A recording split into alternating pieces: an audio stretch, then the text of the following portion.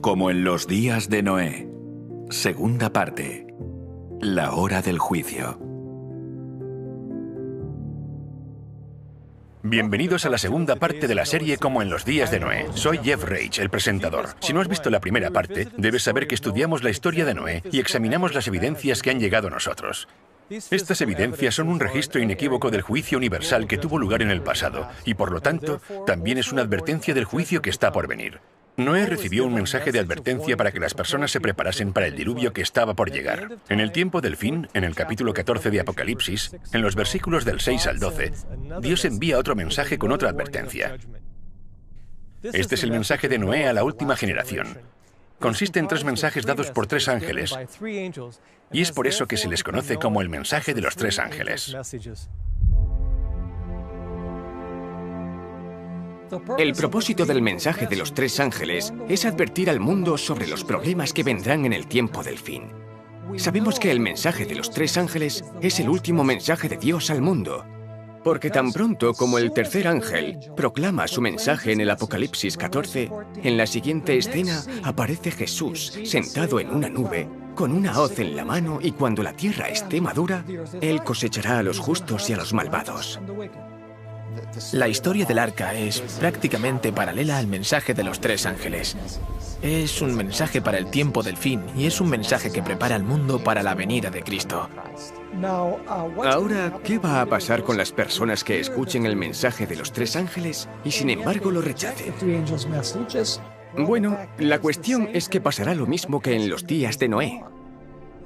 La posibilidad de vivir para siempre dependerá de aceptar en el tiempo del fin el mensaje de estos 3 ángeles. En pocas palabras, quienes rechacen los mensajes se perderán. El mensaje del primer ángel dice: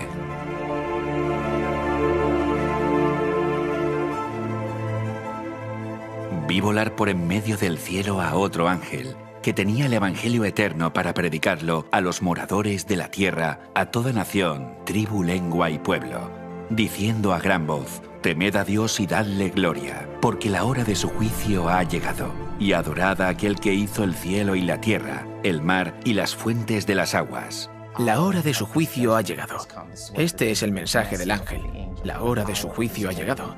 Y sabemos que este juicio tiene lugar antes de la segunda venida, porque una vez más, cuando lees el contexto del capítulo 14 de Apocalipsis, la hora de su juicio ha llegado.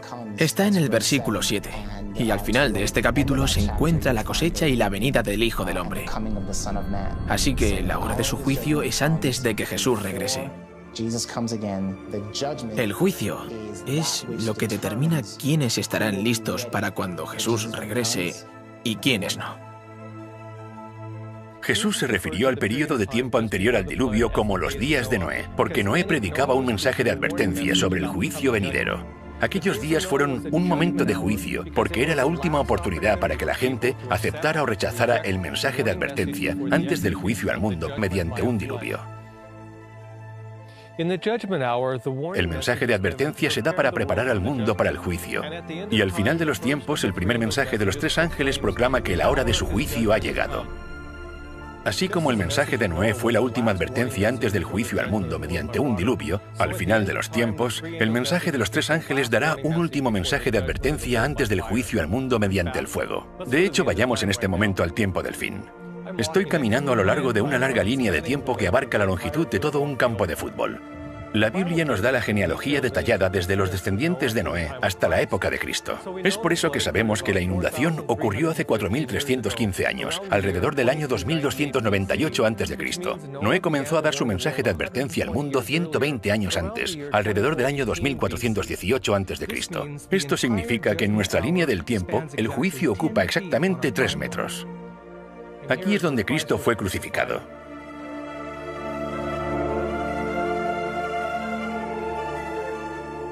Aquí estamos cerca del otro extremo del campo. Como aún no tenemos una fecha, digamos que este lugar marca el comienzo del juicio al mundo. Este es el momento del que habla el mensaje del primer ángel cuando anuncia que la hora de su juicio ha llegado. Al igual que el mensaje de Noé debía advertir al mundo de la inundación venidera, en nuestro tiempo el mensaje de los 3 ángeles comenzó proclamando el último mensaje de advertencia con el fin de preparar a los moradores de la tierra para el cumplimiento del juicio definitivo por fuego. Así que esta fecha marca el comienzo de los días de Noé en el tiempo del fin. Para entender cuándo serían proclamados estos mensajes, necesitamos estudiar la profecía del Antiguo Testamento. Para ello necesitamos volver al año 1816. En ese año un hombre llamado Guillermo Miller comenzó a estudiar una profecía en el libro de Daniel y para su sorpresa, esta revelaba el año exacto del comienzo del juicio al mundo.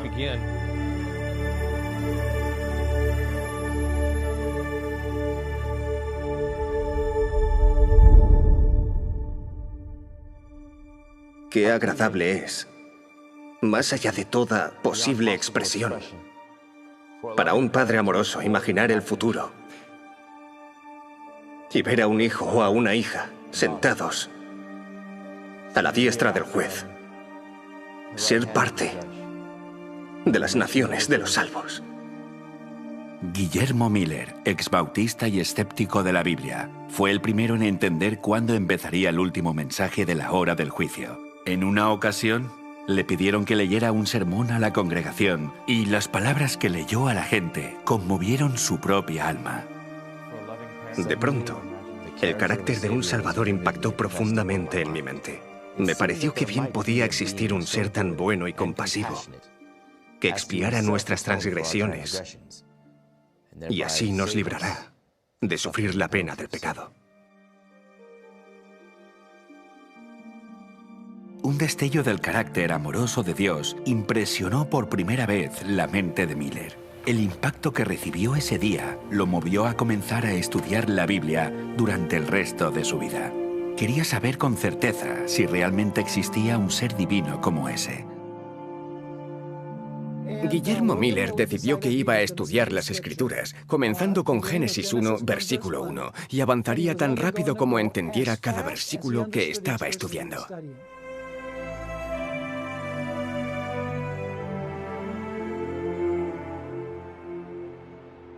Estudió sistemáticamente la Biblia día y noche con tan solo una concordancia. Quería saber por sí mismo lo que enseña la Biblia sin dejarse influenciar por los demás. Finalmente, encontró una profecía en el libro de Daniel que habla de la purificación del santuario. Un estudio diligente de esta profecía lo llevaría a descubrir el año exacto en el que comenzaría el juicio.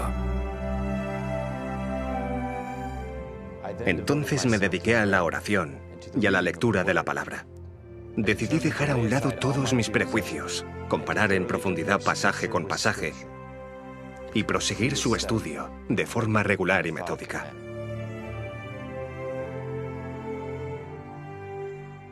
Entonces, oí a un santo que hablaba, y otro de los santos preguntó a aquel que hablaba: ¿hasta cuándo durará la visión del continuo sacrificio y la prevaricación asoladora entregando el santuario y el ejército para ser pisoteados?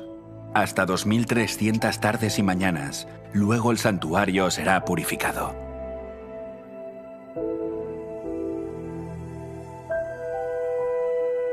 Miller no lo sabía en ese momento, pero esta profecía acerca de la purificación del santuario revelaría el año exacto en el que comenzaría el juicio final. Para entender el evento que tendrá lugar al final de los 2300 días que aparece en Daniel 8:14, necesitamos estudiar el santuario y comprender en qué consiste la purificación del santuario. El santuario era una estructura con forma de tienda que fue dada por Dios a Moisés. Aquí es donde los israelitas debían llevar sus animales como sacrificio para que sus pecados fueran perdonados. La pena de violar los 10 mandamientos es la muerte, pero se proporcionaba el perdón mediante un sustituto. Para ello, el pecador debía colocar su mano sobre la cabeza del animal y confesar sus pecados. A través de esta confesión, los pecados cometidos eran transferidos simbólicamente al animal inocente. El animal moría en lugar del pecador, y la sangre del animal, que representaba sus pecados, era llevada por el sumo sacerdote al santuario y rociada delante del velo. A través de este proceso, los pecados cometidos por el transgresor eran transferidos al santuario, donde se acumulaban a lo largo de todo el año. La idea era que cuando cometías un pecado, lo transferías al santuario y te deshacías de él. Todos estos servicios conducían al día de la expiación. Y el día de la expiación era una ceremonia anual, se hacía al final de año, y era cuando se borraban todos los pecados que habían sido transferidos a través de todas esas ofrendas. Esos pecados eran llevados por el sumo sacerdote fuera del santuario. En otras palabras, en el día de expiación el santuario quedaba limpio de los pecados cometidos por el pueblo de Dios. Se limpiaba toda la sangre que había allí y era la oportunidad para comenzar de nuevo. Porque es día de expiación, para reconciliaros delante de Jehová vuestro Dios. Porque toda persona que no se afligiere en este mismo día será cortada de su pueblo. Si los pecados no eran transferidos, la persona era cortada. Ser cortado significaba que la persona debía morir. El juicio se llevaba a cabo tanto si uno había transferido sus pecados como si no. Cuando Guillermo Miller leyó el capítulo 8 del libro de Daniel, entendió que la purificación era un mensaje acerca del juicio. Si en el día de la expiación alguien no hubiera transferido todos sus pecados al santuario y el santuario era purificado, entonces tendrían que soportar la pena de su propio pecado, que era la muerte. Y esto es lo que significaba el término cortar. En los días de Noé y en el día de la expiación, se produjo un juicio que separó al inocente del culpable. Dios hizo un pacto con Noé, y aquellos que no entraron en ese pacto ni recibieron el perdón de Dios, fueron descartados. Estableceré mi pacto con vosotros, y no exterminaré ya más toda carne con aguas del diluvio, ni habrá más diluvio para destruir la tierra. Así que el día de la expiación sería equivalente al mensaje de la hora del juicio que Noé predicó en su día. Entendiendo que tanto el día de expiación como la purificación del santuario se refieren al día del juicio, Guillermo Miller estudió las profecías de Daniel que decían que en 2300 días el santuario sería purificado y entendió que señalaba el momento cuando comenzaría el juicio final de la tierra. Guillermo Miller se dio cuenta de esta relación y concluyó que el mensaje del primer ángel, que decía que la hora de su juicio había llegado, comenzaría cuando el santuario estuviera limpio al final de la profecía de los 2300 días que escribió Daniel. Los 2300 días. 2300 días. Él miró esa profecía y, aceptando la interpretación generalizada de la época, entendió que la purificación del santuario de la que hablaba Daniel 8:14 representaba la purificación de la tierra por el fuego en la segunda venida. Cuando se dice que el santuario sería purificado, se creyó que la segunda venida de Cristo estaba unida al fin de los 2300 días. Puedo ver que debemos mirar a la hora probable de un final. Y como Dios no nos otorgaría una revelación inútil, consideré que nos conducía al momento en que podríamos esperar con confianza la venida del que es señalado entre 10.000 y todo el codiciable. Esta profecía del libro de Daniel significa mucho porque vivimos al final de los tiempos. Nos dice cuándo comenzará el juicio final. Cuando Guillermo Miller trató de calcular esta profecía, no sabía lo que estaba a punto de descubrir. Otros lo habían intentado antes, pero hasta ese momento la fecha para esta profecía había sido un misterio. Nadie sabía cuándo terminarían los 2300 días porque nadie sabía cuándo habían empezado.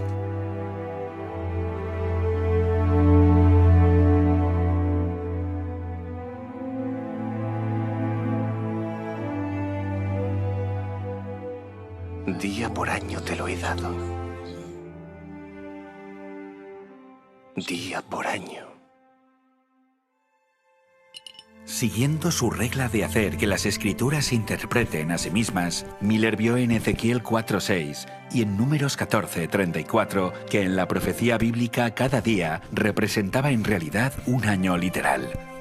En la Biblia es bastante claro que a la hora de interpretar estas profecías se debe aplicar el principio día por año.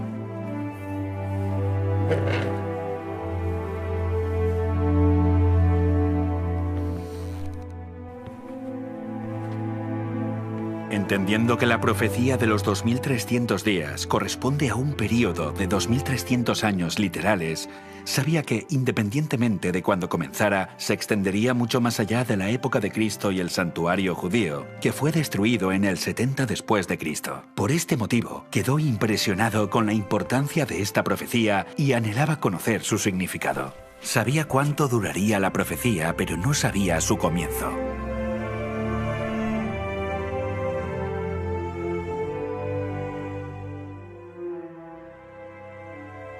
La contribución más significativa que Miller nos dio fue unir los capítulos 8 y 9 del libro de Daniel. La ventaja es que Daniel capítulo 9 nos da el punto de partida. El ángel le dice a Daniel que le va a dar el punto de partida, no solo de la profecía de los 2300 días que encontramos en Daniel 8:14, sino el de una nueva profecía que dice cuándo vendrá el Mesías. Entiende pues la orden y entiende la visión, que desde la salida de la orden para restaurar y edificar a Jerusalén hasta el Mesías príncipe habrá 7 semanas y 72 semanas. Serían 7 semanas más 62 semanas, que dan un total de 69 semanas hasta el Mesías príncipe. En esta profecía se dice cuál es el evento que marca el inicio del tiempo a calcular, desde la orden para restaurar y edificar Jerusalén.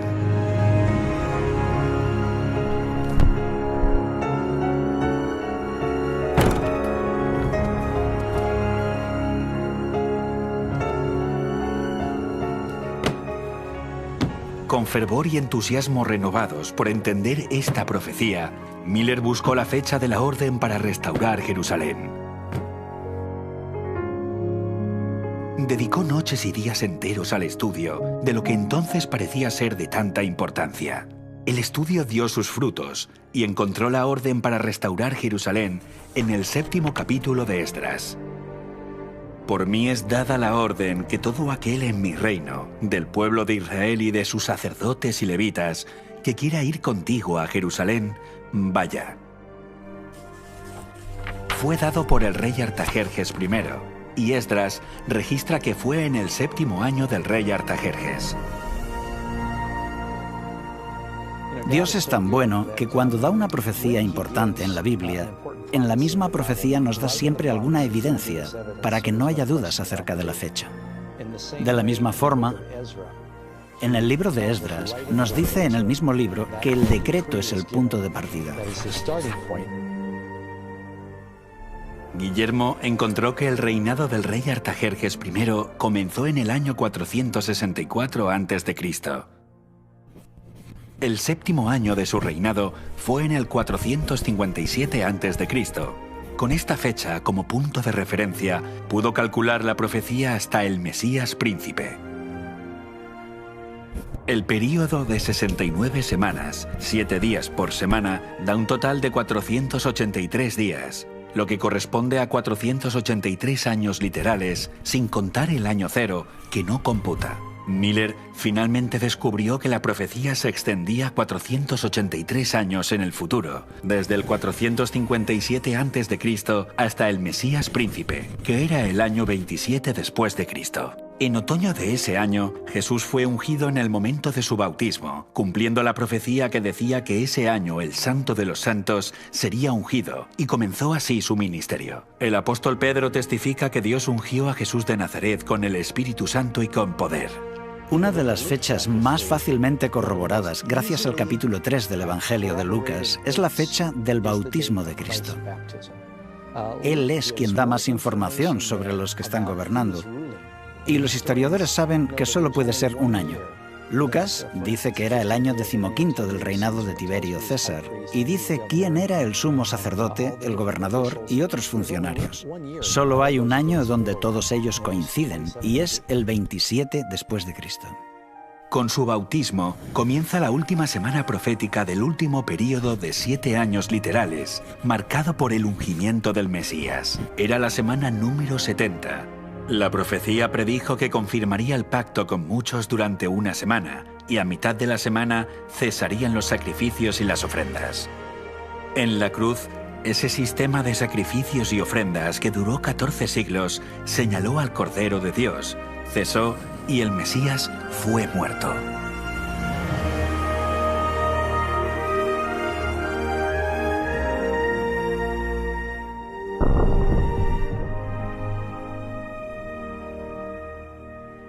Yo soy judío cristiano, pero mi madre era judía. Sé que hay un par de libros en la Biblia que los judíos ortodoxos prohíben estudiar a sus fieles. Uno de ellos es Daniel capítulo 9, que claramente va desde la orden de reconstruir Jerusalén hasta el Mesías. Y ellos saben que las fechas coinciden. Cuando aplicas el principio de día por año, coincide a la perfección con Jesús. Para ellos es un gran problema que los judíos estudien esto y lo descubran y acepten a Jesús como Mesías. Cuando entendió y confirmó la aplicación de la profecía de las 70 semanas y su fecha de inicio, en el 457 a.C., Miller calculó el tiempo restante, desde la profecía de los 2300 días hasta la purificación del santuario, cuando comenzaría el juicio. Y conforme seguimos la línea de tiempo de la profecía desde sus comienzos y avanzamos en el tiempo con la profecía de los 2300 días, encontramos que se llega al año 1844.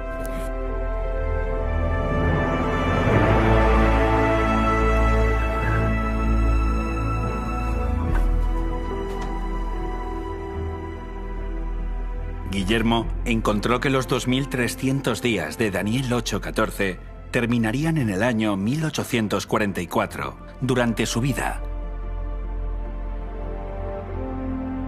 No necesito hablar de la alegría que llenó mi corazón cuando me encontré ante esa encantadora perspectiva, ni de los ardientes anhelos de mi alma por participar del júbilo de los redimidos. Ahora la Biblia era para mí un libro nuevo. Era en verdad una fiesta para el intelecto. Todo lo que para mí había sido sombrío, místico u oscuro en sus enseñanzas, se había disipado de mi mente ante la clara luz que brotaba de sus páginas sagradas. Oh, cuán brillante y gloriosa se mostraba la verdad.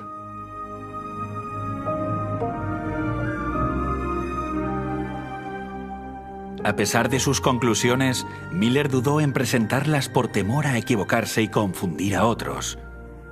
Continuó estudiando durante 5 años más y quedó convencido de la precisión de su posición. Con este pensamiento, su alma se conmovió con solemnidad y entusiasmo, al igual que las decenas de miles de personas que lo escucharían predicar en los años sucesivos y se bautizarían.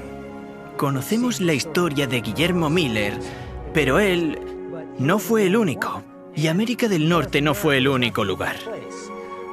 Hubo otros que llegaron a conclusiones similares. Joseph Wolf, que era un judío convertido al cristianismo, Edward Irving, quien fue un predicador elocuente en Inglaterra en aquella época y que proclamaba la pronta venida de Cristo, usó muchos de estos mismos argumentos. También durante el mismo periodo en Inglaterra estaba Robert Winter. Manuel de Lacunza fue un sacerdote jesuita, pero escribió por entonces un libro acerca de la segunda venida de Cristo, donde decía que sucedería en aquella época utilizando los mismos razonamientos. Johann Bengel, en Alemania, era un pastor luterano. Tuvo ideas similares y predicó este mensaje por toda Alemania. En Nueva Inglaterra había teólogos de todas las denominaciones posibles que estaban trabajando con Miller en la proclamación de este mensaje. Había niños sin educación. No podían leer, no podían escribir.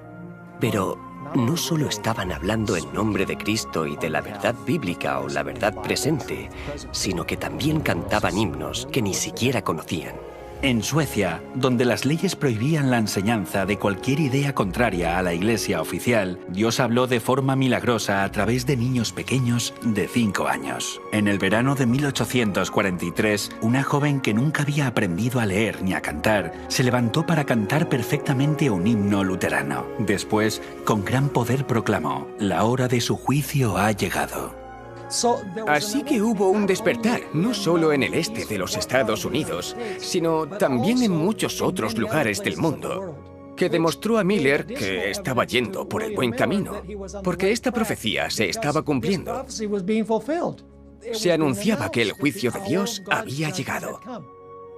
Las profecías de Daniel encajan perfectamente, comenzando con el decreto Artajerjes en el año 457 a.C.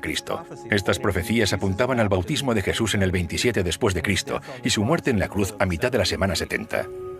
Los cálculos encajan a la perfección con la primera venida de Jesús, y por lo tanto le dio una validez indiscutible a la fecha de 1844 como el año en el que comenzaba el juicio. Pero Jesús no regresó en 1844 como se había creído. Entonces, ¿qué salió mal?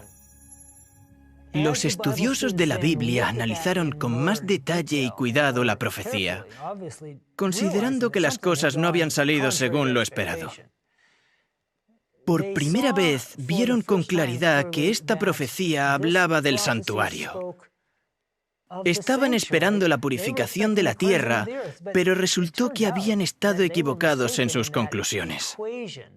Si el santuario iba a ser purificado al final de los 2300 días, la pregunta era, ¿qué santuario?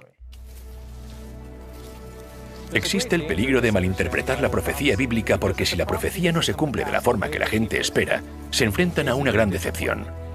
Y esa decepción será proporcional a la magnitud de sus expectativas, y eso puede hacer que muchas personas pierdan su fe. Al siguiente día, Hiram Edson y Owen Crozier caminaban por un campo de maíz para evitar las burlas de la gente. Ambos eran firmes defensores de las conclusiones de Guillermo Miller y el mensaje adventista. Cuando Jesús no regresó según lo esperado, sus mentes lucharon por comprender qué es lo que había salido mal. Iban de camino a visitar a otros hermanos que también estaban muy tristes con el hecho de que Cristo no hubiera venido. Esperaban que viniera en 1844 y no vino.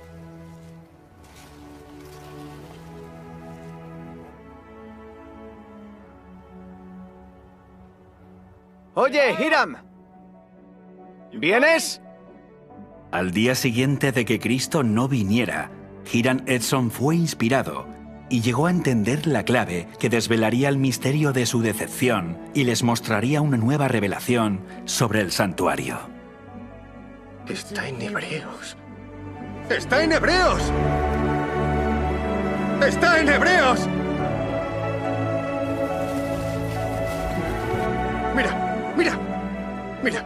Mira. Capítulo 8, versículo 1. Tenemos tal sumo sacerdote, el cual se sentó a la diestra del trono de la majestad en los cielos, ministro del santuario y de aquel verdadero tabernáculo que levantó el Señor, y no el hombre. ¿Lo ves? El santuario está en el cielo.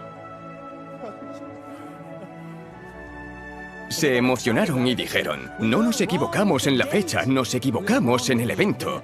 La purificación del santuario no es en la tierra, sino en el santuario celestial. La palabra santuario nunca se usa para referirse a la tierra. Pero les confundió la forma con la que comúnmente se entendía. Entonces, ¿qué santuario es el que hay que purificar? Eso hizo que su atención se centrara en los libros de Hebreos y Apocalipsis, donde se habla del santuario celestial. De hecho, la Biblia es muy clara, y hay un santuario celestial, y ellos no se dieron cuenta de eso. En realidad, el santuario era un modelo a escala de lo que Dios mostró a Moisés en el monte. En otras palabras, es una miniatura del verdadero santuario en el cielo. Todo lo que se hacía en el santuario terrenal apuntaba a todo aquello que tendría lugar en el santuario celestial. Pero estando ya presente Cristo, sumo sacerdote de los bienes venideros, por el más amplio y más perfecto tabernáculo, no hecho de manos, es decir, no de esta creación, y no por sangre de machos cabríos ni de becerros, sino por su propia sangre, entró una vez para siempre en el lugar santísimo, habiendo obtenido eterna rendición. Después de la resurrección, Jesús ascendió al cielo, al lugar santo, que es la primera habitación del santuario celestial. Igual que los sacerdotes del Antiguo Testamento entraban en el lugar santo todos los días para interceder por los pecados de Israel, Jesús entró en el lugar santo del santuario celestial para interceder por los que creen en él. Pero en la segunda parte, solo el sumo sacerdote una vez al año. En el día de la expiación, cuando el santuario era purificado, el sumo sacerdote entraba al lugar santísimo para realizar la obra de juicio. Cumpliendo la profecía de Daniel después de 2300 años, Jesús, nuestro sumo sacerdote, se trasladó al lugar santísimo para limpiar el santuario en el cielo de los pecados de la humanidad. Y esa es la obra que Jesús está haciendo ahora en el santuario celestial, la obra del juicio. Jesús se traslada al lugar santísimo en 1844. Eso significa que desde el año 1844 hasta hoy, seguimos en ese periodo de tiempo del juicio. Estamos viviendo en el último día de la expiación, cuando se purificará el santuario. Lo que deberíamos estar haciendo es simpatizar con la obra del sumo sacerdote en el santuario celestial mientras él realiza el juicio. Jesús es nuestro sumo sacerdote en el santuario celestial, porque no tenemos un sumo sacerdote que no pueda compadecerse de nuestras debilidades. En estas palabras, vemos a Jesús sentir las enfermedades de toda la raza humana, la pérdida de un ser querido, la desesperación de la soledad, el miedo, el sufrimiento de los discapacitados y la aflicción de los enfermos. Todo lo siente nuestro sumo sacerdote en el cielo.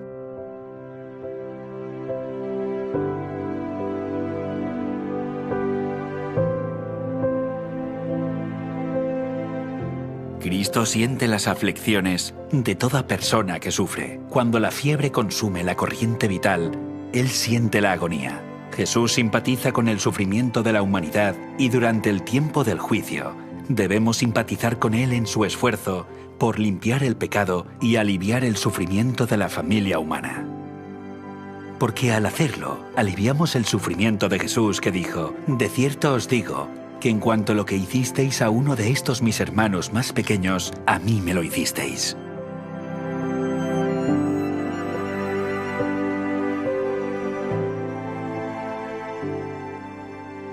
Demasiado a menudo pensamos en el juicio como algo negativo y no como la reivindicación de los inocentes o el fin del sufrimiento en este mundo. E incluso en nuestra propia incredulidad podríamos temer quedarnos fuera del arca. Pero vamos a aprender qué es el arca exactamente para aquellos que viven al final de los tiempos y cómo podemos entrar en ella. Armados con la certeza de esta verdad, la duda se desvanecerá. Y como Noé, encontrarás descanso en el arca, habiendo eliminado todo temor del juicio venidero. Estudiamos en retrospectiva los días de Noé y tratamos de comprender cómo debe haber sido cuando Noé estaba predicando al mundo. Y sin embargo estamos viviendo la hora del juicio final, de la cual los días de Noé eran solo un símbolo. Esto significa que ahora estamos viviendo en los días de Noé. Muchos cristianos leen las profecías o algunas partes de las profecías bíblicas y consideran que son demasiado difíciles de entender. Sería un desastre si nosotros les damos la espalda, tal como lo fue para aquellos en los días de Noé. Todos deberíamos entender que la Biblia dice: «He aquí, yo vengo pronto, y mi galardón conmigo». Bueno, si el Señor recompensará a todos cuando venga, tendrá que haber una investigación antes de que Él venga. Y eso es de lo que trata esta sentencia previa a su venida, de que hay un tiempo de juicio. Y ahora estamos viviendo en ese tiempo.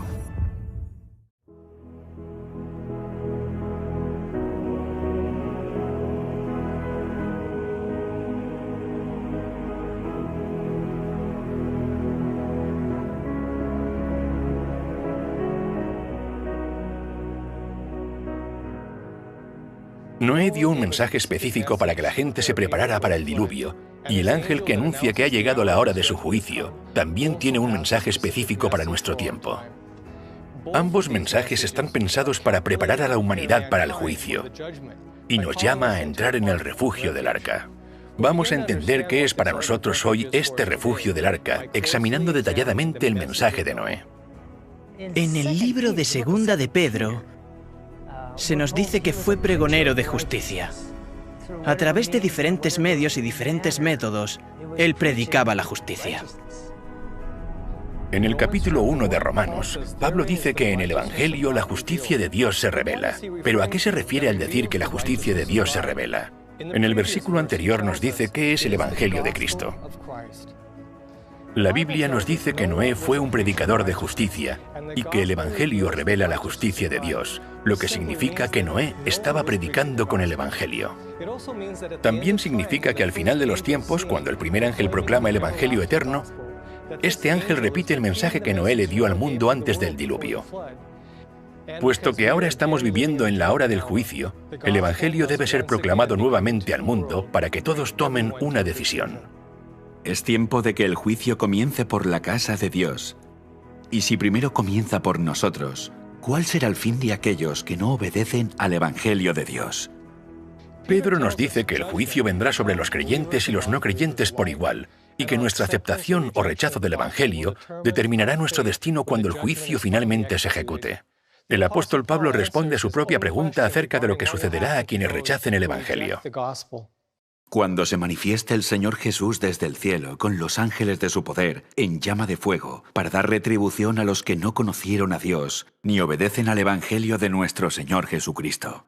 En otras palabras, cuando se predica el Evangelio divide a los seres humanos en dos grupos, aquellos que lo aceptan y los que lo rechazan. Así que el mensaje de Noé fue un mensaje de juicio, porque cuando terminó de predicar su mensaje, ¿cuántos grupos había? Cuando terminó de predicar, había dos grupos, los que estaban dentro y los que estaban fuera. Cuando se proclame el mensaje del juicio final, el mundo se dividirá en dos grupos. Así que la advertencia se repite otra vez para nosotros a día de hoy. El mensaje del Evangelio en los días de Noé era una llamada a entrar en el arca. Buscando la definición de la palabra arca, encontramos que también significa refugio. Así que el principio que está detrás del Evangelio predicado por Noé era una invitación a entrar en un lugar de refugio. ¿Cuál es el lugar de refugio para el pueblo de Dios hoy? Si buscamos la palabra arca en el diccionario de Oxford, se define como un barco o un santuario. Curiosamente, la palabra santuario también se define como lugar de refugio. Así que arca y santuario tienen el mismo objetivo. Es importante que entendamos esto porque Dios le dio al hombre un santuario para que fuera un lugar de refugio. No endurezcáis pues ahora vuestra cerviz como vuestros padres. Someteos a Jehová y venid a su santuario, el cual Él ha santificado para siempre. Y servid a Jehová como vuestro Dios, y el ardor de su ira se apartará de vosotros. El Evangelio eterno proclamado por el primer ángel es como el Evangelio que predicó Noé. Fue una llamada a entrar en el lugar de refugio. Cada componente del santuario nos enseña algo sobre el Evangelio eterno. Y estudiando esta antigua estructura, descubriremos cómo proporcionará un lugar de refugio en el día del juicio y cómo, al igual que el mensaje dado por Noé, el santuario nos señala el arca para el pueblo de Dios durante el tiempo del fin. Y el mensaje tiene el Evangelio eterno. Me gusta porque algunas personas piensan que el Evangelio no existió hasta Jesús. Pero en realidad, el Evangelio comenzó en el jardín del Edén, con la caída. El Evangelio siempre ha sido sobre la fe en el sacrificio del Cordero. Y todo el mensaje del Evangelio eterno y el juicio final y la elección final está relacionado con el mensaje del santuario. En el Antiguo Testamento, el cordero era sacrificado a la entrada del santuario. Este sacrificio apuntaba al sacrificio que Jesús haría en la cruz. Y es por eso que Jesús es llamado el Cordero de Dios. Por lo tanto, el Evangelio no fue proclamado por primera vez por Jesús cuando vino a la tierra. Fue revelado siglos antes a través del servicio del santuario y sus símbolos.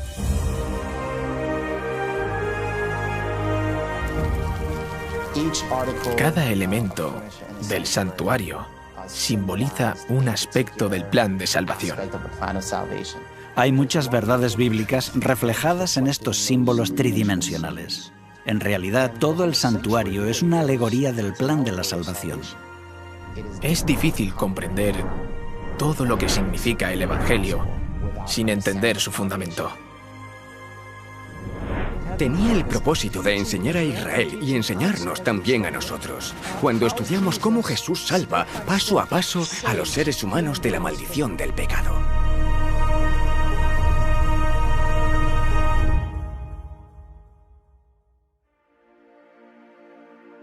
Tu camino, oh Señor, está en el santuario, y ahí es donde estaba el cordero que fue sacrificado. Atraviesas la cortina de colores de la puerta y allí estaba el altar de los sacrificios, que representa la cruz. El altar del sacrificio es donde se sacrificaban animales a diario.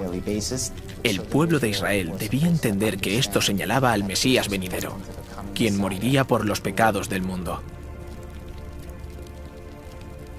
Y rodeando esta pieza, allí en el patio se encuentra la siguiente pieza, es la fuente. Tenía agua y los sacerdotes se lavaban allí, y eso representa el bautismo. Pero cuando entras en la siguiente parte del santuario, que sería el lugar santo, encontramos allí 3 muebles. El pan de la proposición representa la palabra de Dios. No solo de pan vivirá el hombre, sino de toda palabra de Dios. Así que Dios nos está diciendo, tu vida espiritual depende de tu estudio de la palabra de Dios. Y después llegas al altar de incienso, que representa las oraciones que ascienden a la presencia de Dios. En Apocalipsis capítulo 8, versículos 1 al 3, la Biblia nos dice que un ángel está delante de Dios con este incienso, el cual era un símbolo de nuestras oraciones que se elevan ante el trono de Dios. Es en el nombre de Cristo y por sus méritos que oramos, y así nuestras oraciones se hacen aceptables a Dios. Tenemos el candelero, que significa la iluminación de ser un testigo que deja brillar su luz. Y Dios dice, tú eres mi luz, y quiero usarte como testigo para que el mundo pueda ver lo que he hecho a través de ti. Los últimos 6 metros están separados por un velo. Si avanzas hacia el lugar santo, encuentras el trono de Dios. Aquí se encontraba el Arca de la Alianza. Todo estaba centrado hacia el Arca de la Alianza. Aquí es donde está la presencia de Dios, dentro del santuario, y es donde estaba depositada la ley de Dios. Según Deuteronomio, Dios escribió los 10 mandamientos sobre tablas de piedra y que los 10 mandamientos eran su pacto. Y Él os anunció su pacto, el cual os mandó poner por obra los 10 mandamientos, y los escribió en 2 tablas de piedra. Un pacto es un contrato. Simplemente es una promesa. Dios promete salvar a los que entran en el arca, y el mensaje del Evangelio, ilustrado a través del santuario, nos señala el pacto que contiene la promesa de misericordia de Dios. Dios promete que mostrará misericordia a millares, a los que me aman y guardan mis mandamientos. Verás, el pueblo de Dios encontró un lugar de refugio en la promesa de la misericordia dada en su pacto. La promesa de un arca. Recordad que vimos que la palabra arca se define como lugar de refugio, así que cuando pienses en el arca de la alianza, piensa en ella como el refugio del pacto. Aceptar el pacto brinda seguridad. Hay una historia interesante en el Antiguo Testamento que ilustra esto. Es acerca de un rey llamado Ezequías. Él reconoció el pacto de Dios como un lugar de refugio cuando le dijo estas palabras a los sacerdotes de Israel. Ahora pues, yo he determinado hacer pacto con Jehová, el Dios de Israel, para que aparte de nosotros el ardor de su ira. Al exhortar a que la gente aceptara el pacto, el rey estaba predicando el Evangelio. Y antes del diluvio, cuando Noé predicaba el Evangelio, también estaba llamando a la gente a entrar en el refugio del pacto con Dios. Y lo vemos en Génesis capítulo 6. Mas estableceré mi pacto contigo, y entrarás en el arca. En este versículo, Dios revela que Noé, al entrar en el arca, estaba al mismo tiempo aceptando el pacto. La entrada de Noé en el arca es el símbolo de aceptar el pacto de la gracia. No creo que podamos separar el arca del pacto. Creo que los dos están unidos a la perfección. Porque el vehículo para el pacto es el arca. Así que el pacto y el arca en sí mismos, la promesa y el arca, dependen el uno del otro en este caso particular. Muchos han escuchado la historia de Noé entrando al arca, pero ¿cuántos han entendido esto como un símbolo de la aceptación del pacto de Dios por parte de Noé y de su familia? Con esto en mente podemos ver que el arca de Noé era, en cierto sentido, el primer arca del pacto.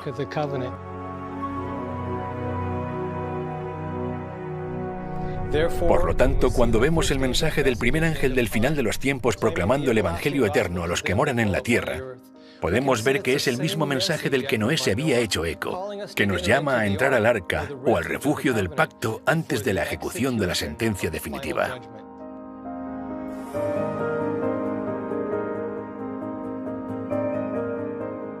Porque vino a juzgar la tierra, juzgará al mundo con justicia. Cuando entendemos que justicia significa hacer lo correcto, se vuelve muy claro. ¿Y quién nos dice lo que es correcto? La santa ley de Dios. Hablará mi lengua tus dichos, porque todos tus mandamientos son justicia. En otras palabras, la justicia está en armonía con la santa ley de Dios. Y entonces, cuando Noé era un pregonero de justicia, él predicaba la voluntad de Dios, que se encontraba reflejada en los mandamientos de la ley de Dios. Lo cierto es que esa ley es la ley del amor. Pablo nos dice que la ley es santa, justa y buena. Todos estos son atributos del carácter de Dios. La Biblia nos dice que Dios es bueno, y la Biblia nos dice que su ley es buena. Dios es justo, su ley es justa. Dios es santo, su ley es santa. Dios es eterno, su ley es eterna. Casi todas las características que puedes encontrar acerca de Dios y de su carácter son las mismas características de su ley. Y amar a los demás es la forma de cumplir la ley. Podríamos resumirlo como generosidad versus egoísmo, o amor versus egocentrismo, o algo por el estilo. Quedó demostrado que el argumento de Lucifer era el amor a sí mismo. Se trataba solo acerca de mí, yo y yo. La Biblia registra que los pensamientos del corazón eran de continuo solamente el mal. Predominaba el principio del interés propio y la autodefensa. Y así es como la gente vive hoy. Y es el primero en entrar. Dios mío, Dios mío. ¿Quién puede conseguir más? ¿Quién puede hacer más? ¿Quién puede tener más? Sea lo que sea, todo se trata de mí. De mí. ¿Qué gano yo con esto? Eso es lo que le importa a la gente. El cristianismo, por otra parte, el cristianismo verdadero, trata de ver cómo puedo servir y ser una bendición para otros. Sobrellevad los unos las cargas de los otros, y cumplid así la ley de Cristo. Así que cuando rechazamos la ley de Dios, estamos viviendo vidas perversas, egoístas. No importa lo que digamos, el egoísmo es pecado. El pecado es quebrantar la ley, y siempre conduce a la muerte. Y entonces, la ley no existe solo porque Dios pensó que sería algo divertido de hacer. La ley existe porque es el único medio para preservar las cosas buenas que nos da. El propósito de los 10 mandamientos es asegurar el altruismo en la tierra. Vemos que el egoísmo del hombre ha hecho que a través de muy diferentes medios, nuestro mundo haya ido por un camino insostenible de dolor y sufrimiento, revelando así que nuestro egoísmo, en última instancia, terminará en la autodestrucción.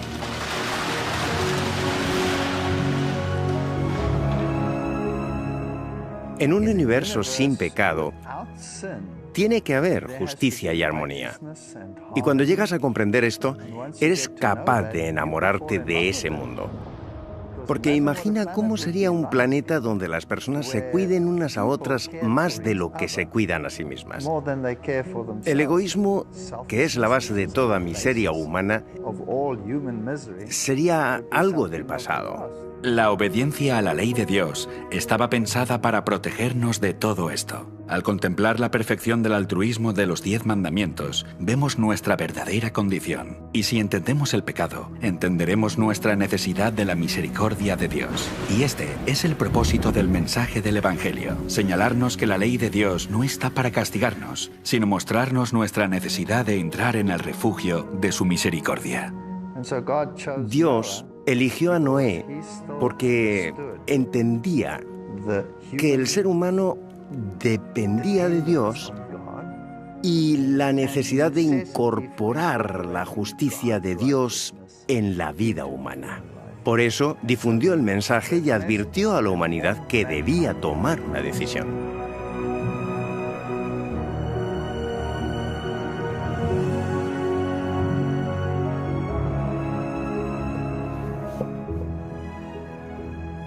Las leyes del hombre son la norma para los tribunales de este mundo, y la ley de Dios es la norma para los atrios del cielo.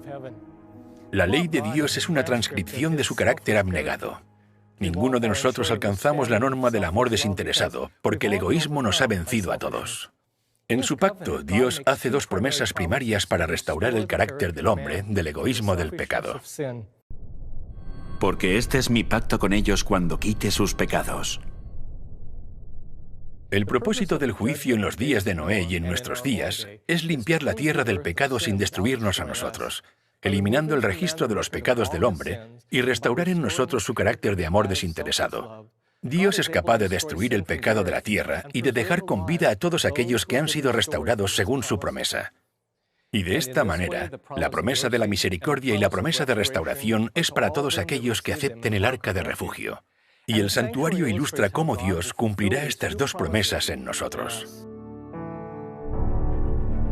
Los 10 mandamientos apuntan a Jesús, quien dijo: «He guardado los mandamientos de mi Padre».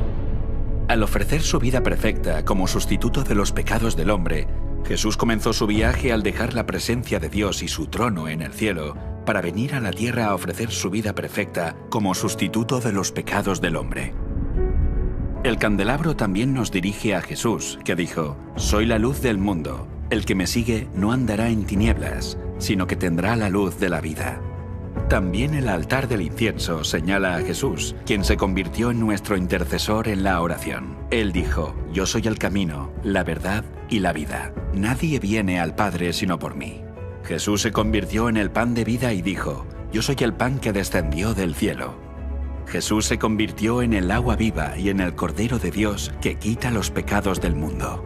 A través del santuario vemos el camino de Jesús descendiendo desde el trono del cielo a la tierra para encontrarse con la humanidad en la cruz.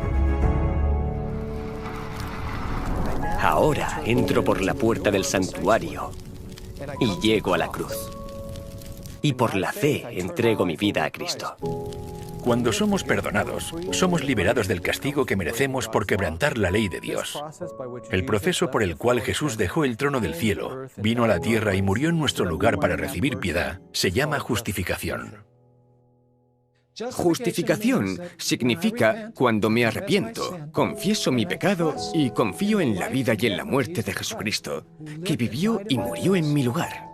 Si realmente soy sincero, Jesús toma su vida y su muerte y las coloca en mi cuenta, y es como si nunca hubiera pecado.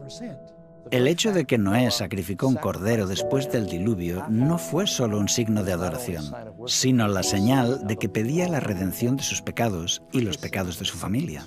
Y eso es algo que todos podemos hacer. Todo creyente puede recurrir continuamente al cordero para obtener perdón. Este pacto es la promesa por parte de Dios de mostrar misericordia al hombre, y por esta misericordia el hombre es justificado y tratado por Dios como si nunca hubiera pecado. Me gusta decirlo así para no olvidar que Dios me mira como si nunca hubiera pecado. Sin embargo, ese es solo el comienzo de la vida cristiana. No se detiene aquí. Mucha gente quiere detenerse en la cruz. Pero tenemos que seguir adentrándonos en el santuario. Después de que el cristiano acepte a Jesús, recibe el bautismo, representado por la fuente. Este es un compromiso público que reconoce la muerte de la vieja naturaleza egoísta y es un compromiso con una nueva vida purificada en Cristo. El pan en el santuario representa el estudio de la Biblia, la palabra de Dios. Jesús dijo que no solo de pan vivirá el hombre, sino de toda palabra que sale de la boca de Dios. Al igual que dependemos del alimento para poder vivir, dependemos también de su palabra para la vida espiritual del alma. A través de Jesús, el cristiano es capaz de tener comunión directa con el Padre en oración. Al igual que el incienso del altar asciende delante del lugar santísimo, también nuestras oraciones se elevan hasta el cielo delante de Dios. El candelero representa la llamada del cristiano a predicar y compartir el Evangelio con el mundo, como Jesús ordenó cuando dijo: «Así alumbre vuestra luz delante de los hombres, para que vean vuestras buenas obras y glorifiquen a vuestro Padre que está en los cielos».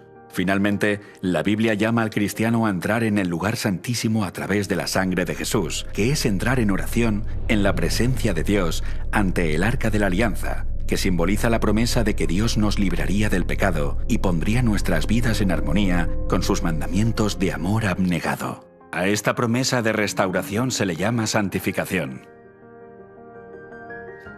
La misión de Jesús al venir a la tierra no es solamente garantizar el perdón de nuestros pecados y dejar que el pecado siempre nos esté venciendo. En realidad, la salvación también incluye la restauración del carácter. Y esta es la segunda promesa de su pacto. Porque este es el pacto que haré con la casa de Israel después de aquellos días, dice el Señor. Pondré mis leyes en la mente de ellos y sobre su corazón las escribiré. Cristo renueva la mente y el corazón, y renueva en nosotros el deseo de hacer lo correcto.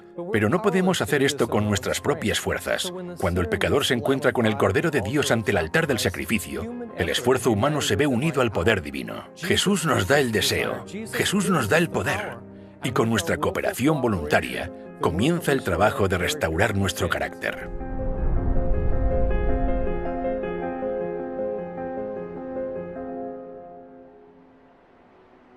Se necesita un cambio de paradigma para trabajar en armonía con Dios. Y no hay una varita mágica. Es un proceso. Se llama santificación.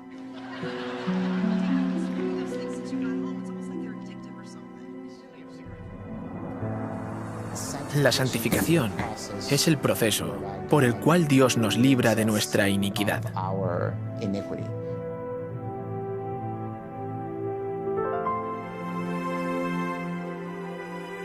O nos da la victoria, o no. Y si Él tiene el poder, no hay nada que le impida darnos la victoria. Aquí en el santuario vemos representada la obra del Evangelio a través de la venida de Cristo desde el trono de los cielos a la cruz, para ofrecer al hombre misericordia y el perdón de sus pecados. Y al unir su poder divino con el hombre caído, vemos la restauración del carácter del hombre en el camino de la cruz al refugio del pacto. Estas son las dos promesas que muestran cómo Dios cumple su pacto para salvar al hombre del pecado. En lugar de estar escritos simplemente en tablas de piedra, Dios toma los 10 mandamientos y los escribe sobre las tablas del corazón para que nos recreemos en hacer la voluntad de Dios. Cuando Noé predicó la justicia, estaba predicando que la gente debía aceptar al Señor y que sus vidas debían cambiar. Sus vidas deben ser justas, porque no es solo cambia tu forma de pensar y sigue comportándote como hasta ahora.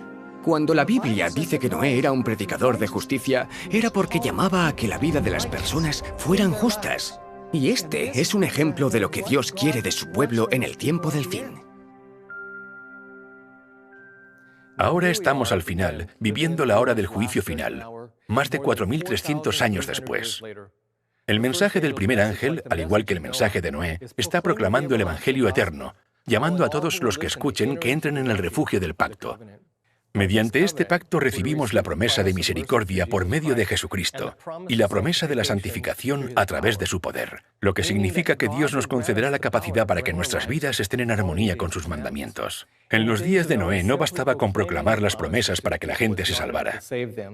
Para recibir las promesas, las personas necesitaban responder a la llamada del Evangelio entrando en el arca. Pero ¿cómo entramos en el arca del pacto de Dios al final de los tiempos?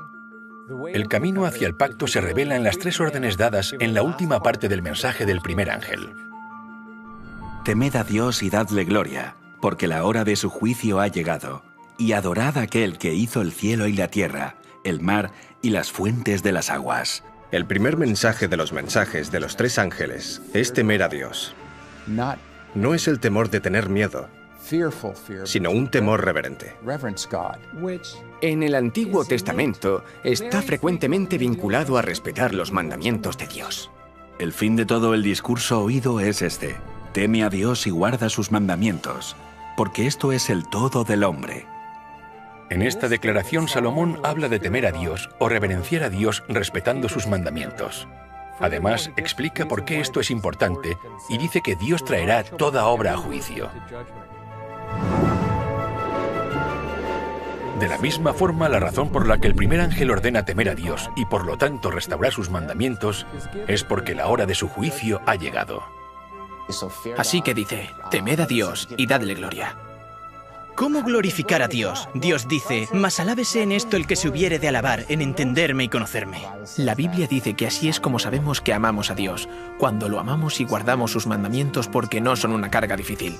De hecho, en Primera de Juan afirma que el que dice, yo le conozco y no guarda sus mandamientos, el tal es mentiroso y la verdad no está en él. Así que cuando la ley está en el corazón, nos deleitamos haciendo su voluntad y la gente ve la diferencia en nuestras vidas. La meta de la gloria de Dios es reflejar su carácter y demostrar los mismos atributos que Él tiene. Así que subir al arca en los últimos días, subir al arca en el tiempo del fin, requiere combinar los principios de la ley de Dios, que son el amor a Dios y el amor al prójimo. La forma de glorificar a Dios es manifestando su carácter. No se trata de justificarnos mediante las obras, solo debemos aplicar el principio del amor. El amor de Dios debe manifestarse a través de nosotros, y eso solo puede suceder si nos despojamos de todo egoísmo. Y en lugar de estar motivados por el egoísmo y el amor a uno mismo, cuando nos enamoramos del Señor y estamos motivados por el amor a Él, por el amor a Dios, no podremos sino obedecer su ley. Debemos ponerlo por encima de nuestros propios intereses. Ese es el carácter de Dios. Así es como Dios es. Y en sus mandamientos, Él no nos está pidiendo que hagamos cualquier cosa que Él mismo no haría. Nos está pidiendo que vivamos de la misma manera que Él. Nos está pidiendo que imitemos sus atributos, sus características. Cuando nuestras vidas comienzan a ser abnegadas como la de Jesús, se hace evidente que hemos aceptado su pacto, porque revela que Jesús está trabajando en nosotros para cumplir su promesa de restaurar nuestro carácter. Entonces, Dios es glorificado porque se demuestra que es capaz de cumplir su promesa de restaurarnos. Que Noé y su familia entraran en el arca era una prueba de su fe en las promesas de Dios. De la misma forma, si aceptamos el pacto, demostraremos nuestra fe en sus promesas. Así que si queremos entrar en el arca hoy, necesitamos saber qué es lo que debemos hacer para demostrar nuestra fe en las promesas de su pacto eterno. La respuesta está en la última orden del mensaje del primer ángel. Este mensaje contiene la última llamada al mundo a adorar al Creador, y la forma en que adoramos a Dios es también una demostración de nuestra fe en las promesas de su pacto. Y adorad al que hizo los cielos y la tierra, y el mar y las fuentes de las aguas. El mensaje del primer ángel, en un sentido muy específico, llama a la gente a adorar al Creador. La historia del diluvio está intrínsecamente vinculada con la historia de la creación. Las evidencias del diluvio son inherentemente relacionadas a la historia de la creación. Y a medida que nos familiarizamos con el diluvio y reconocemos las evidencias que nos ha dejado, vemos el claro testimonio de aquel que hizo los cielos y la tierra, de aquel que ha comenzado el juicio y aquel a quien se nos insta a adorar. Si renunciamos a la idea de una inundación y una creación literal, perdemos toda la base de nuestra fe. No podemos tener una base para la adoración porque la base de nuestra adoración es la creación de Dios. Dios terminó su proceso de creación. Dios concluyó su obra en 6 días. Pero Él no se detuvo allí. Dios apartó el 7º día. Dios lo santificó. Ninguno de los otros días de la creación fueron apartados ni santificados. ¿Por qué? Dios lo apartó como conmemoración de su creación. Y bendijo Dios al 7º día y lo santificó, porque en él reposó de toda la obra que había hecho en la creación. Si yo creo que Dios creó aquello, ¿por qué no debería honrarlo en el día que Él apartó? Y ese día era un tiempo sagrado para adorarlo. Y no puedes hablar de adoración sin hablar del Creador. Adoramos a Dios porque es nuestro Creador. Y la pregunta es, ¿qué señal nos dio Dios de que Él es el Creador? Es el sábado. Guardarán pues el día de reposo el pueblo de Israel, celebrándolo por sus generaciones por pacto perpetuo. Señales para siempre entre mí y los hijos de Israel, porque en 6 días hizo el Señor los cielos y la tierra, y en el 7º día cesó y reposó. La última parte del mensaje de este primer ángel nos señala el 4º mandamiento. vemos que es casi una cita directa del cuarto mandamiento. Y adorad a aquel que hizo el cielo y la tierra, el mar y las fuentes de las aguas. No es casualidad que el mensaje del primer ángel apunte a la primera tabla del Decálogo, la adoración al Dios verdadero. Porque en 6 días hizo Jehová los cielos y la tierra, el mar y todas las cosas que en ellos hay, y reposó en el 7º día. Por tanto, Jehová bendijo el día de reposo y lo santificó. Así que vemos también que el mensaje del primer ángel hace referencia al mandamiento del sábado. Cada semana que guardamos el sábado, estamos anunciando al mundo que Dios es nuestro creador y nuestro redentor, que servimos al verdadero Dios. Así que adoramos a Dios porque Él es el creador y la señal del creador es el sábado. Así que la adoración, la creación y el sábado, todos ellos están relacionados.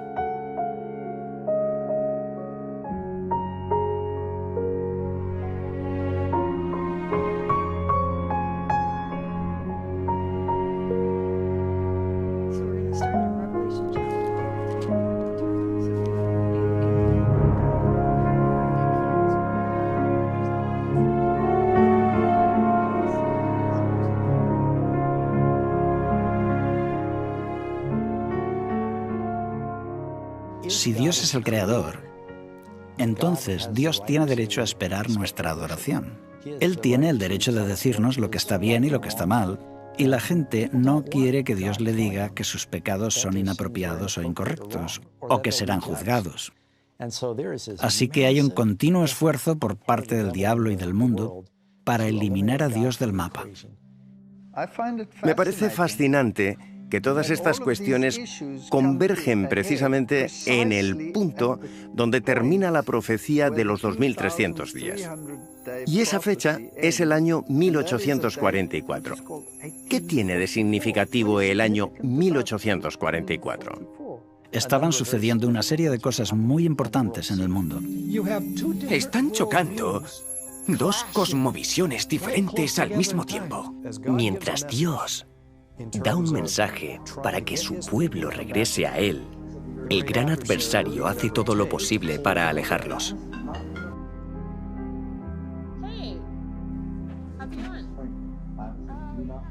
Y por eso no tengo dudas de que Satanás sabía que iba a haber un movimiento que surgiría al final de la profecía de los 2300 días que atraería la atención de las personas al Creador, al sábado, a la purificación del santuario, etc. Así que mientras la gente se preparaba para el inminente retorno de Jesucristo, hubo otras fuerzas en conflicto con este mensaje en particular.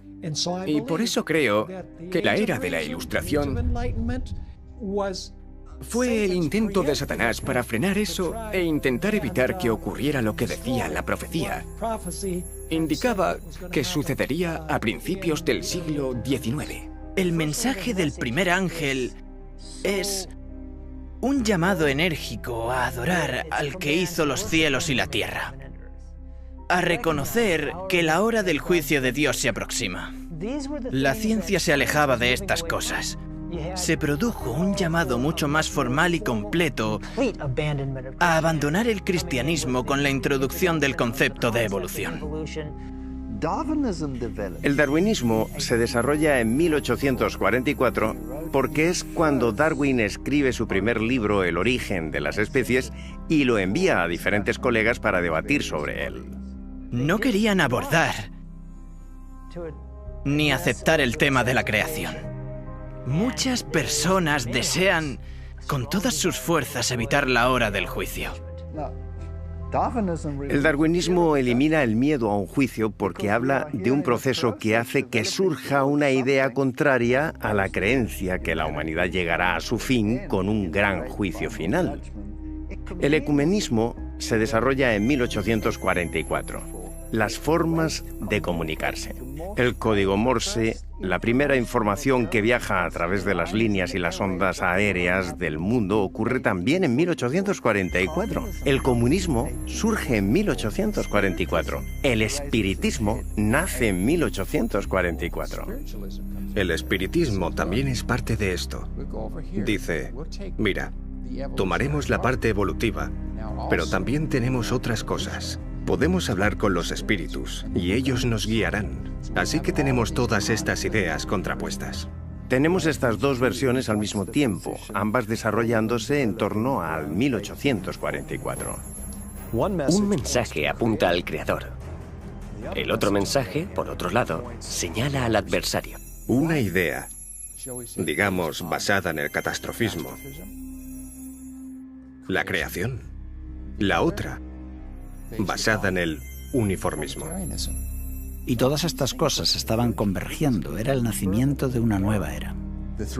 El mensaje de los tres ángeles es un llamado a reconocer a Dios. Y la humanidad dice, no necesito a Dios. Y si entendemos que en realidad Él no creó el mundo y que todo sucedió por accidente, entonces nos convertimos en el árbitro definitivo. Nos convertimos en Dios. El sábado y la Biblia refutan constantemente esa enseñanza. Y es por eso que está siendo atacada. Nos muestran que Dios creó al mundo y que debemos adorarlo. El mensaje del primer ángel dice, su juicio se aproxima. Deberíamos glorificarle en nuestra vida y debemos reconocerlo específicamente como el Creador. Es un mensaje de gran importancia en el siglo XIX, en el momento en que surgió. Al recordar que el sábado es una conmemoración de la creación, el mensaje del primer ángel muestra que confesamos que Dios es el creador. Pero el sábado significa mucho más que esto. El sábado identifica al autor del pacto. Y si creemos que Dios santificó el séptimo día, entonces el sábado se convierte en una señal de la capacidad de Dios para santificarnos. La llamada de Noé a encontrar refugio en el pacto de Dios comenzó a predicarse de nuevo en 1844, y en ese mismo año el relato del Génesis, la creación, fue atacado. Al proponer una historia falsa de nuestros orígenes, Satanás socavó la autoridad de Dios a través del día de reposo, el cual había sido dado para ser una señal de nuestra confianza en las promesas de su pacto. El sábado es algo que Dios santificó. Y si Dios puede santificar un día, si puede santificar el tiempo, entonces tiene el poder de santificar y necesita santificarnos. Es por eso que le dijo al pueblo de Dios, tanto en Éxodo como Ezequiel, que el sábado es la señal de que Él es quien nos santifica. Yo soy Jehová que os santifico. Tú hablarás a los hijos de Israel diciendo, en verdad vosotros guardaréis mis días de reposo, porque es señal entre mí y vosotros por vuestras generaciones, para que sepáis que yo soy Jehová que os santifico. Así recordamos que Dios tiene el poder de crear, de recrearnos, y tiene el poder de santificar y santificarnos para hacernos santos. Debemos ser transformados en la imagen de Cristo, lo que nos remite de nuevo al sábado por el hecho de que vamos a ser recreados. Respetar el sábado no me hace santo. El sábado es una señal externa de una experiencia interna del reposo con Cristo. Así que conmemorar el sábado es una recreación del alma humana a la imagen de Cristo.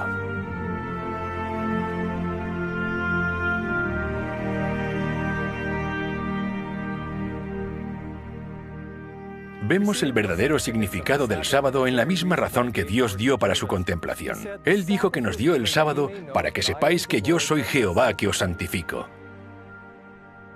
Suelo decir que el sábado es una señal exterior de una labor interior, porque guardar el sábado es una señal de que reconocemos que solo Dios puede santificarnos, lo que también significa que es una señal de que sabemos que nuestras obras no pueden salvarnos.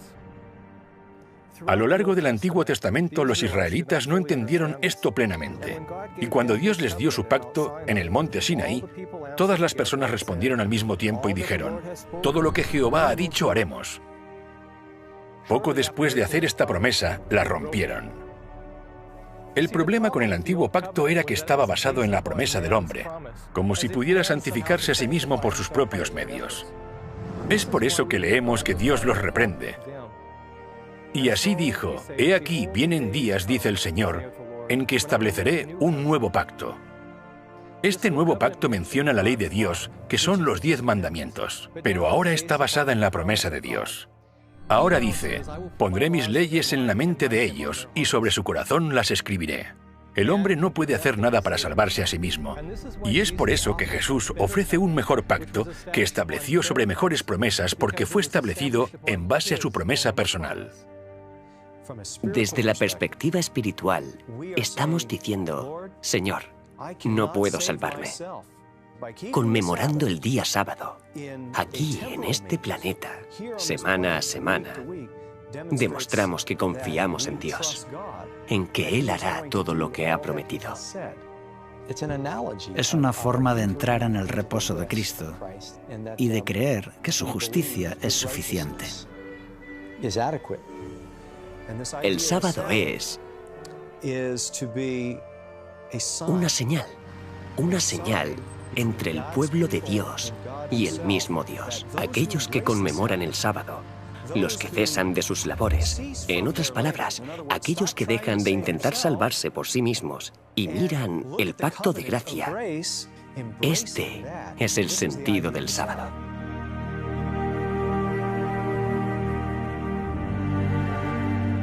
El pacto eterno tiene dos señales o símbolos, y uno de ellos es el sábado. Guardarán pues el día de reposo los hijos de Israel, celebrándolo por sus generaciones por pacto perpetuo. Señales para siempre entre mí y los hijos de Israel. El sábado fue una señal de un pacto perpetuo, y la palabra hebrea para perpetuo es la palabra eterno. Y el pacto eterno es el mismo pacto que Dios hizo con Noé.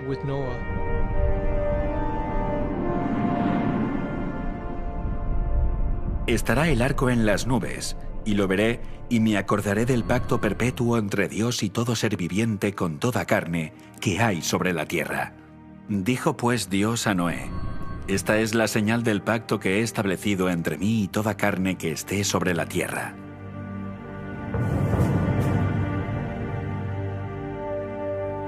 Estas dos señales del pacto eterno, el sábado y el arco iris, cada uno representa las dos promesas que Dios hace al hombre en este pacto. Se nos dio el arco iris como una señal del pacto eterno, y más específicamente, representaba la promesa de misericordia del pacto eterno. Esto se aclara más adelante en el libro de Isaías, donde Dios dice: Cuando juré que nunca más las aguas de Noé pasarían sobre la tierra, así he jurado que no me enojaré contra ti, ni te reñiré. Y la promesa dada a Noé concluye diciendo: No se apartará de ti mi misericordia, ni el pacto de mi paz se quebrantará, dijo Jehová, el que tiene misericordia de ti. En el arco iris de la promesa podemos contemplar el emblema de la misericordia y el perdón que Dios nos ha prometido mediante el pacto eterno. El arco iris representa la promesa de misericordia de Dios, y el sábado es una señal de la santificación prometida por Dios. Vemos que Dios hizo que el sábado fuera una señal de nuestra santificación en Ezequiel, capítulo 20. Y les di también mis sábados, para que fuesen por señal entre mí y ellos, para que supiesen que yo soy Jehová que los santifico.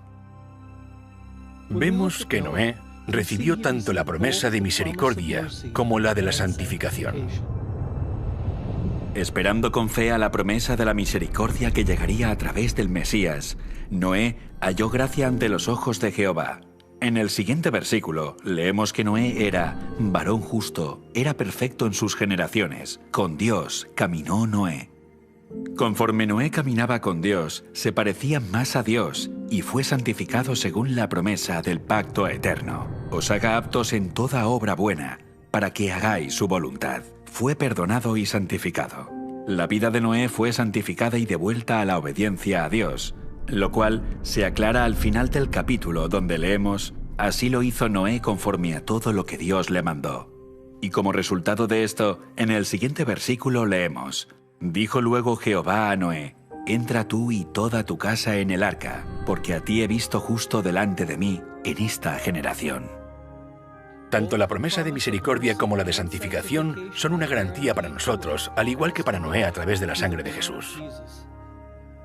El medio por el cual Dios cumplió esta promesa fue nuestro Señor Jesús, el gran pastor de las ovejas por la sangre del pacto eterno. La vida y el sacrificio de Jesús son una garantía para todas las generaciones de la promesa de la misericordia, y es por esto que se llama el pacto eterno.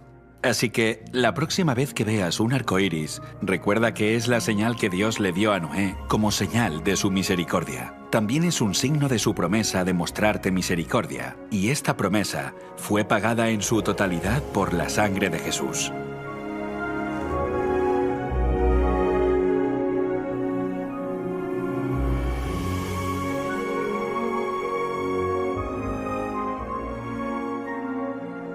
El sábado y el arco iris son hermosos emblemas del pacto eterno que Jesús desea hacer con nosotros. El arco iris es un signo de misericordia que recibimos a través de la muerte de Jesús. Y el sábado es una señal de santificación o de restauración del pecado que Cristo está obrando en nosotros. Ambas son promesas de lo que Dios dijo que haría. Subieron al arca, ese fue su pacto, y el sello final fue el arco iris. El arco iris dado a Noé simbolizaba que Dios nunca más traería un diluvio de agua sobre la tierra para destruirla. El pacto del pueblo de Dios hoy es la invitación a entrar en su descanso. El sábado es una señal de ese pacto.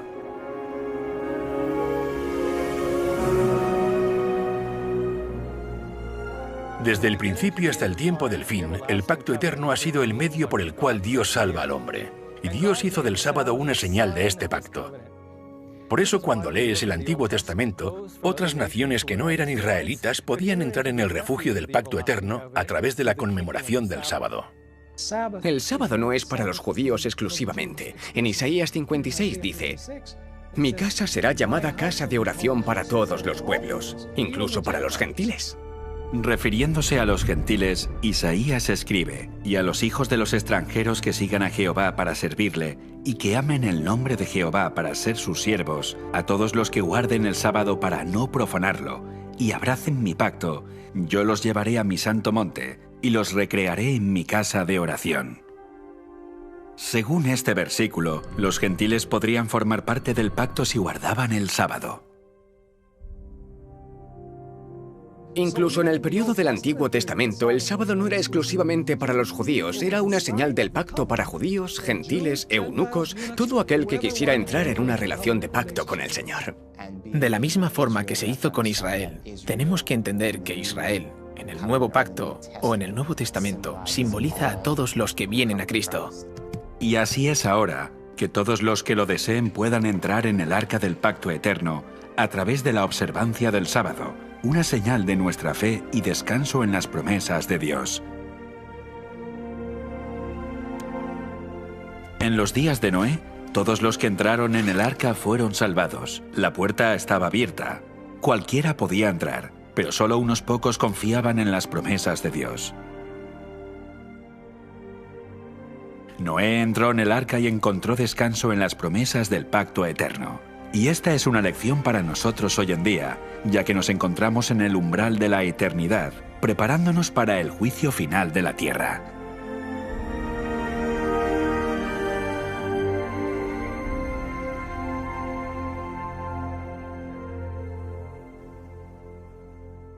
¿Te has preguntado alguna vez qué habrías hecho tú si hubieras escuchado la predicación en los días de Noé? Bueno, piensa en esto. Ahora mismo estás exactamente en la misma situación. Más de 4.300 años después de la inundación, el mensaje del primer ángel una vez más proclama el Evangelio eterno predicado por Noé a toda nación, familia, lengua y pueblo. El santuario nos mostró que ahora mismo, aunque la hora de su juicio ha llegado, Jesús todavía está en el lugar santísimo del santuario celestial, intercediendo por el hombre por el perdón de sus pecados.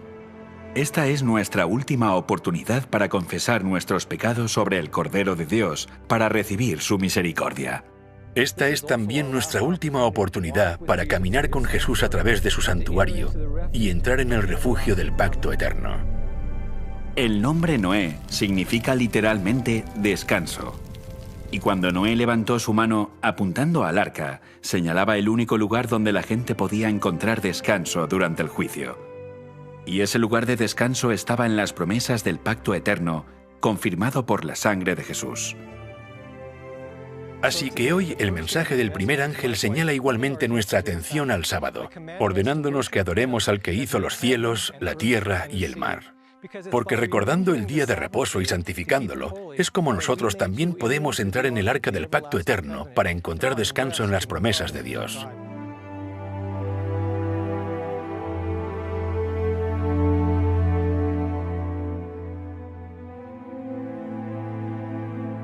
Porque en cierto lugar dijo así del séptimo día, y reposó Dios de todas sus obras en el séptimo día. Y otra vez aquí, no entrarán en mi reposo. Aquellos que lo abrazan y lo aceptan están realmente entrando en un pacto eterno. Y eso es lo que representa cada sábado que guardamos. Encontramos eso en el capítulo 4 de Hebreos, entrar en su reposo, entrar en ese pacto. Al igual que Noé entró en el arca y aceptó ese pacto que Dios había hecho para salvarlo.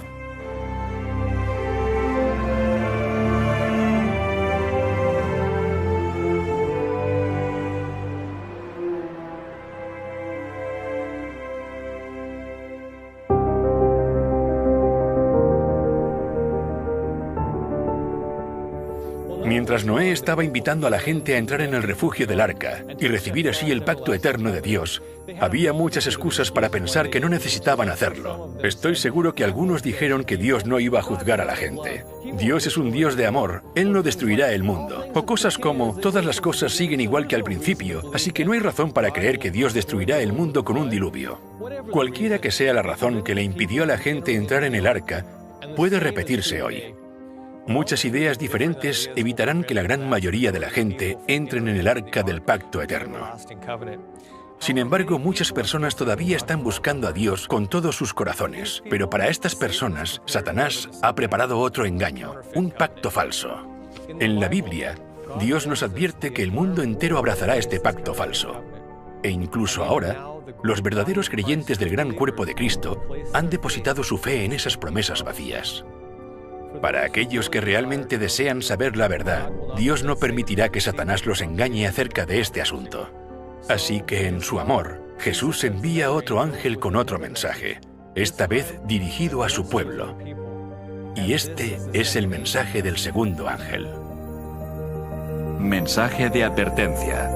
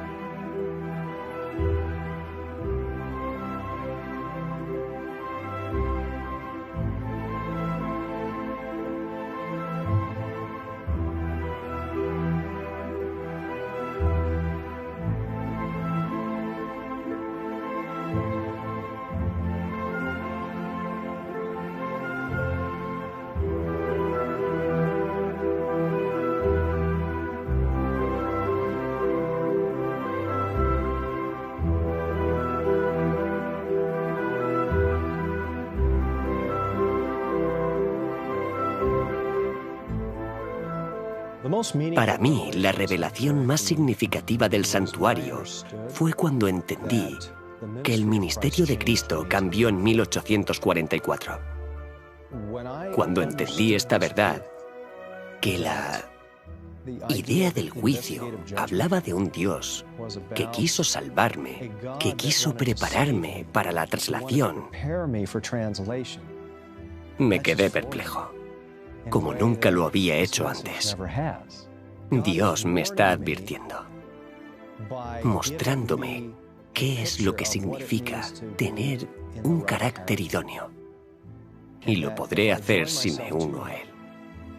Si tengo la fe de Jesús y respeto los mandamientos con su ayuda y no por mis propios medios. Aquel que mora dentro de mí es lo que hace que sea posible. Como dijo Juan el Bautista, es necesario que Él crezca para que yo mengüe. Si quiero lograrlo, no debe quedar ningún resquicio de ego. Muchos enseñan erróneamente que estamos mejorando porque caminamos con Cristo, porque recibimos más gracia, así que nos hacemos más justos. Eso es un pensamiento incorrecto. Eso es evolucionismo. Más bien estamos perdiendo más y más de nosotros mismos a medida que permitimos que Cristo entre. Él debe aumentar, yo debo disminuir. Cuando vi esto, en el mensaje del lugar santísimo, pude tener un aprecio más profundo por el Dios al que servimos y que nunca antes había tenido.